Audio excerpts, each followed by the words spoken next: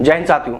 सबसे पहले तो नक्सली हमले में शहीद हुए वीर जवानों को डी न्यूज परिवार की ओर से सादर श्रद्धांजलि अर्पित करते हैं। उन वीर जांबाजों को, उन योद्धाओं को नमन करते हैं। साथ ही इस हमले में घायल हुए जवानों के शीघ्र स्वास्थ्य होने की हम ईश्वर से कामना करते हैं। साथियों, बस्तर के बीजापुर में बीते शनिवार नक्सलियों द्वारा 700 जवानों को घेरकर उन पर हमला कर जो कायराना हरकत की है, उसने न सिर्फ हम सबको पुलवामा याद दिलाया है, बल्कि एक बार फिर से इस घटना ने पूरे देश को झकझोर कर रख दिया है।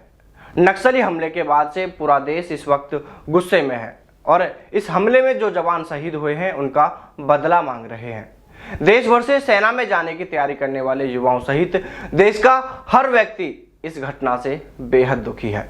तो वहीं दूसरी ओर वीर जवानों की शहादत का बदला लेने के लिए भी खून उबाल मार रहा है। और इस बार सिर्फ जवानों की शहादत का बदला ही नहीं लिया जाए, बल्कि आए दिन घात लगाकर जवानों पर हमला करने वाले इन नक्सलियों का पूरी तरह सफाया भी किया जाए। क्योंकि इस हमले के बाद से बहुत से सवाल खड़े हो रहे हैं, जिसमें दो सबसे बड़े सवाल ये हैं कि जब 20 दिन पहले ही उच्च सैन्य अधिकारियों को इसकी जानकारी थी कि इस इलाके में बड़ी संख्या में नक्सली मौजूद हैं, तो फिर ऑपरेशन प्लानिंग फेल कैसे रही। साथियों, इस प्लानिंग के फेल होने के पीछे के कारणों और इसके जिम्मेदारों को लेकर भी बात करेंगे, लेकिन उससे पहले दूसरे सवाल पर बात करते हैं। और दूसरा बड़ा सवाल यह है कि जब हम पाकिस्तान में घुसकर एयर स्ट्राइक कर सकते हैं, जब हम चीन को खदेड़ सकते हैं, तो क्या देश में छिपे इन गद्दारों का पूरी तरह सफाया नहीं किया जा सकता? यह बात सोचने वाली है। जब हम दूसरे देश में घुसकर आतंकियों का सफाया कर सकते हैं, तो ये तो अपने ही घर में बैठे सपोले हैं जो आए दिन घात लगाकर हमारे जवानों पर हमला करते हैं। अरे, बाहर वालों से निपटेंगे, लेकिन क्यों ना पहले अपने ही घर में बैठे इन सपोलों के फन को कुचला जाए। एक बड़ी प्लानिंग करके इन पर ऐसा हमला किया जाए कि इनकी आने वाली नस्लें भी इस रास्ते पर चलने से पहले सेना के इस हमले के बारे में 100 बार सोचें कि अगर जरा भी हरकत की तो उनका यह फन कुचल दिया जाएगा। आखिर कब तक ऐसा चलता रहेगा? आखिर कब तक हम यूं ही अपने जवानों को खोते रहेंगे? इसलिए आज पूरा देश इन जवानों की शहादत का बदला मांग रहा है। और अगर ऐसा नहीं हुआ तो हमारे जवानों का हौसला भी टूटेगा। इसलिए इसका जवाब तो हर हाल में देना ही होगा।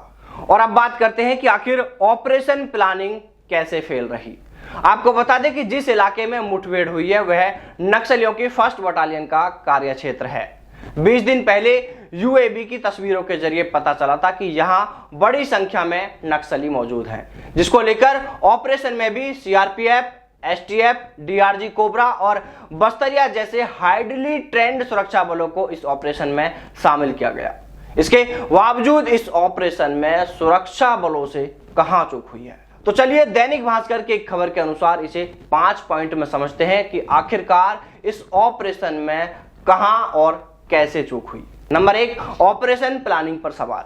केंद्र के वरिष्ठ सुरक्षा सलाहकार व सीआरपीएफ के पूर्व डीजीपी के विजय कुमार के अलावा मौजूदा आईजी ऑपरेशंस नलिन प्रभात पिछले 20 दिनों से जगदलपुर, रायपुर व बीजापुर के क्षेत्रों में खुद मौजूद थे।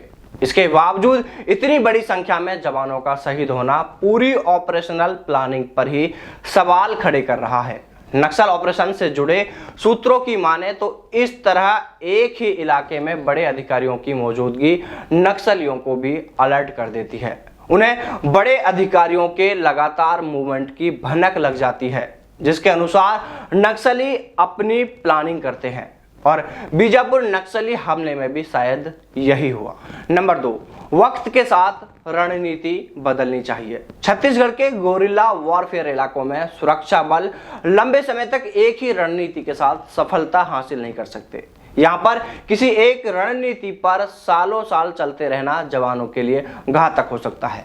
और बड़े अधिकारियों का काम यही होता है कि वो रणनीतिक बदलाव करके नक्सल मूवमेंट को कमजोर करें। ऊपर से बनी रणनीतियों पर ग्राउंड में मौजूद अधिकारी अपने इलाके की टोपोग्राफी और डिमांड के हिसाब से ऑपरेशन प्लान करते हैं।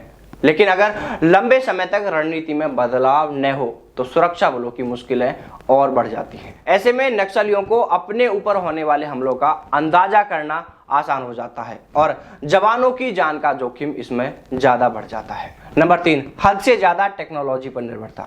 बीजापुर के इस नक्सली हमले से पहले अनआर्म्ड व्हीकल यूएवी या ड्रोन से मिली फोटो और वीडियो के आधार पर यहां ऑपरेशन प्लान किया गया, लेकिन नक्सल ऑपरेशन के सूत्र बताते हैं कि 100-200 नक्सलियों का मूवमेंट दिखना आम बात है। अनआर्म्ड व्हीकल यूएवी या ड्रोन से मिली फोटो और वीडियो को आधार मानकर इसे किसी ऑपरेशन को प्लान करने का इंटेलिजेंस इनपुट नहीं मान सकते। लोकल लेवल पर नक्सली गुटों के साथ शामिल लोग सुरक्षा बलों के लिए किसी भी हथियार से बड़ा सहारा होते हैं। इन्हीं से मिली जानकारी के आधार पर पिन पॉइंट ऑपरेशन प्लान होते हैं, लेकिन पिछले कुछ सालों से नक्सल ऑपरेशन में शामिल अधिकारी वाहवाही लूटने के लिए सरेंडर करवाने पर जोर देने लगे हैं, जबकि सरेंडर करने के बाद किसी नक्सली या मुखबिर से मिली जानकारी 6 महीने से अधिक काम की नहीं होती है। ऐसे में सुरक्षा बलों को अंदर से आने वाली सूचनाएं मिलना कम हो गई हैं। नंबर 5, अलग कमांड और ट्रेनिंग।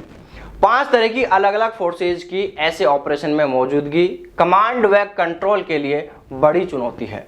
फायरिंग की सूरत में सभी अपने अपने प्रशिक्षण व बनावट के हिसाब से कार्रवाई करते हैं। ऐसे में यूनिफॉर्मिटी नहीं रह पाती, लेकिन दूसरी ओर नक्सलियों की ट्रेनिंग और कमांड हमेशा एक जैसी रहती है।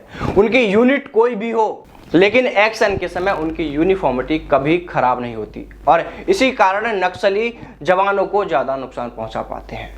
और हाँ, जब तक इन शहीदों का बदला न ले लिया जाए, तब तक आप सभी इस गुस्से को बरकरार रखना, इस आग को अपने अंदर जलाए रखना। साथियों, यदि आप में से कोई भी इन शहीद परिवारों की मदद कर सकते हैं तो जरूर करें। आप किसी भी तरह, जैसे आपको उचित लगे, उस तरह आप इन शहीद परिवारों के दुख दर्द में शामिल हो सकते हैं। और आखिर में एक बार फिर हम उन सभी शहीदों को, उन जाबाजों को, योद्धाओं को श्रद्धांजलि अर्पित करते हैं। इसके अलावा जो हमारे जवान इस हमले में घायल हुए हैं, उनके लिए हम ईश्वर से कामना करते हैं कि वो जल्द ही स्वस्थ हों। जय हिंद, जय भारत, वंदे मातरम।